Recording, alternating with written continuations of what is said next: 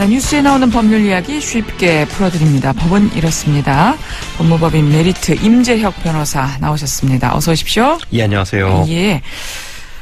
오늘은 어떤 얘기 소개해 주시겠어요? 예, 아마 운전하는 분들이라면은 한 번쯤 경험하셨을 것 같은데요. 보복운전 얘기 좀 해보겠습니다. 보복운전? 욱하는 마음에 보복운전을 했다가 이제는 옛날에는 이제 형사처벌만 있었는데 이제는 다시 이제 면허 취소까지도 갈 수 있게 됐습니다. 이 보복운전과 관련한 정보 전해드리겠습니다. 예. 정말 무서워요, 보복운전. 네. 운전하시는 분들은 다 남의 일 같지 않게 생각하실 것 같은데요. 이게 자칫하면 정말 이런 일 생기면 다 이런 걱정들 한 번쯤 해보시지 않았겠어요? 네, 아마 어제 뉴스에 나오기 시작했는데요. 이제 보복운전을 하면은 면허를 취소 또는 정지할 수도 있다라고 이제 경찰이 발표를 해가지고 이 부분 이제 얘기를 좀 해보려고 그러는데요.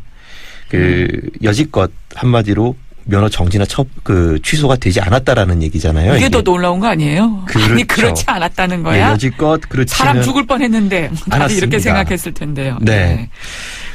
근데 어떤 행위를 보복운전으로 규정을 하고 있습니까? 이게 뭐 근사한 답을 드려야 되는데 사실 그럴 수가 없습니다. 일단 보복운전이 따로 규정이 돼 있지가 않고요. 예. 이게 어제부터 시행되기 시작한 개정 도로교통법에 보면은 93조 1항 10호의 2라는 걸 새로 신설합니다. 예. 이게 뭐라고 돼 있냐면은 운전면허를 받은 사람이 자동차 등을 이용해서 형법상의 특수상해, 특수폭행, 특수협박, 특수손괴를 저지르는 경우에는 행정자치부령이 정하는 기준에 따라서 운전면허를 취소하거나 1년 내 범위에서 면허의 효력을 정지시킬 수 있다라고 하고 있어요. 결국에는 이 보복운전이라는 것이 우리나라 형법상의 특수상해, 특수폭행, 특수협박, 특수손괴에 해당하는 행위면은 이제 보복운전이라고 봤던 건데 이게 쉽게 풀어서 말씀을 드리면은 자동차라는 위험한 물건을 이용해 가지고 사람을 다치게 하는 경우가 특수상해, 그다음에 상해에 이르지 않았지만 물리적인 힘을 가하는 경우가 특수폭행,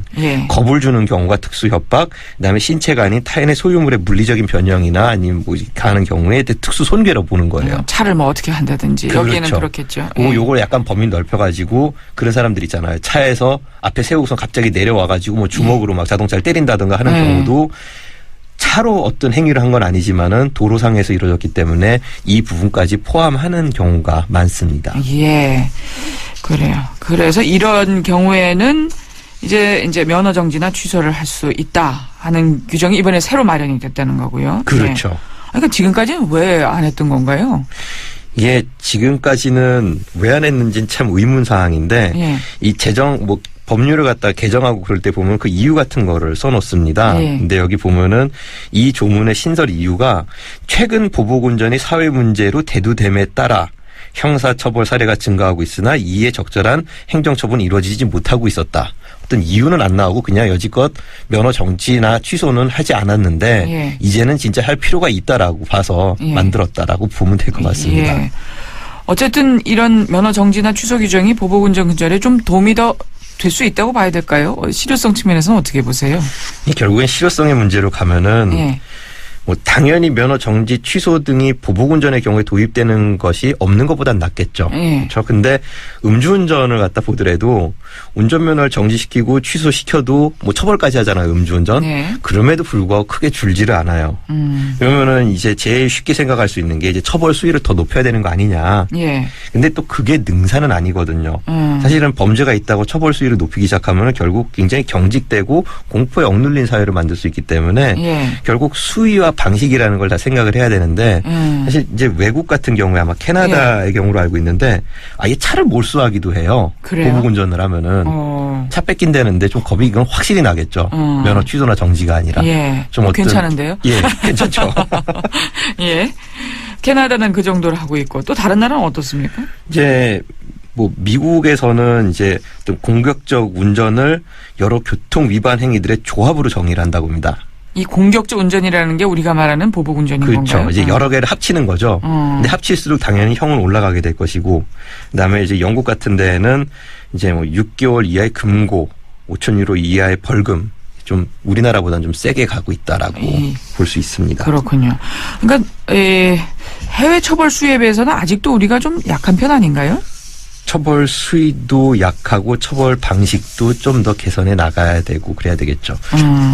그렇죠. 분명히 개선할 점이 있는 것 같고요. 네. 예.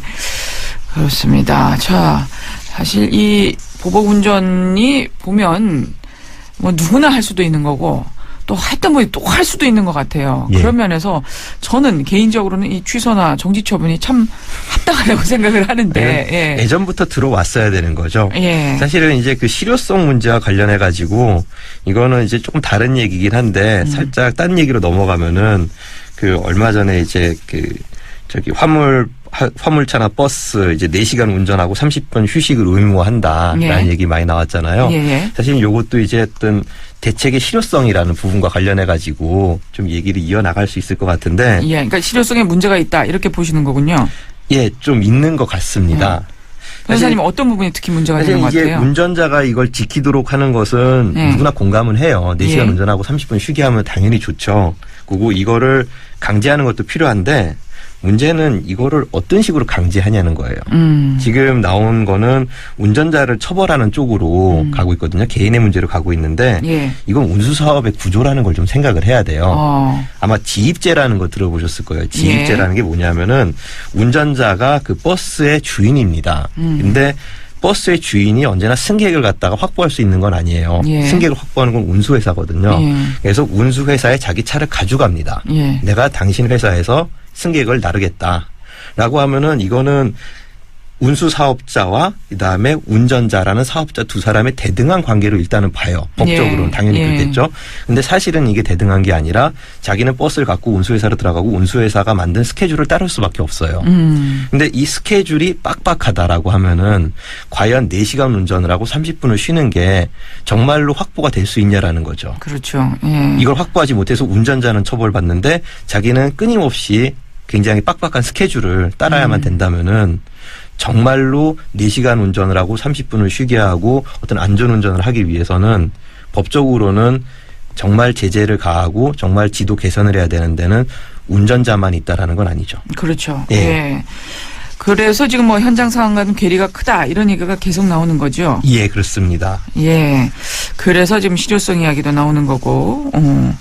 그래요. 지금 뭐 일각에서는 뭐 디지털 운행 기록 의무화와 관련해서도 그 개인 사생활 침해 우려가 되게 된다는 의뢰도 나오고 있던데요. 여기에 대해서는 어떻게 생각하세요? 사실 일견 침해되는 부분이 있는 건 사실이에요. 언제 어떻게 운행을 했는지가 다 나오니까 사실 개인적으로 운행을 한 경우도 있잖아요. 차를 몰고서. 예. 그런 것까지 다 나오니까 이제 뭐 개인 사생활이 침해된다라는 얘기가 나오긴 하는데 사실은 이거는 이 4시간과 30분 그리고 운행 기록을 검토한다는 그 프레임 때문에 네. 생각해 볼 수 있는 건데 외국 같은 경우에는 이것도 사실 반복되면 피곤하거든요.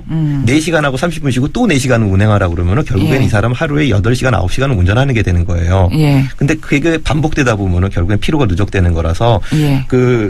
국제 노동기구 같은 경우에는 운전을 한 다음에는 11시간 휴식이 보장돼야 된다. 사실 이게 현실적으로 그것까지 못 간다고 하더라도 그 정도로 정말로 피로가 쌓이지 않게 어떤 그렇기 때문에 그런 방법으로 안전이 더 확보될 수 있도록 하는 것까지 가야죠. 그래요. 자, 어제부터 시행되는 개정안 이 보복운전 관련 규정 외에는 어떤 것들이 포함이 돼 있죠? 사실은 여기에 이제 또 포함된 게 앰뷸런스 같은 것도 경광등 켜잖아요. 예. 어떤 경우에는 이제 그냥 환자가 타지 않았는데 빨리 가려고 켜는 경우가 있어요. 예. 그런 거가 있다 이제 못하게 하는 거, 그다음에 버스가 승차 거부 같은 거를 못하게 하는 경우들 이런 것까지 좀 포함을 하고 있습니다. 사실은 예. 이제 정말로 이제 어떤 시민의 안전운전과 관련되는 부분은 이번에 말씀드린 그 보복운전할 경우에 운전면허 정지 취소가 가능하다. 요거는 좀 꼭 기억을 기억하셔야 해주셔야 될 되겠습니다. 것 같습니다. 네. 임재혁 변호사와 함께했습니다. 말씀 잘 들었습니다. 감사합니다.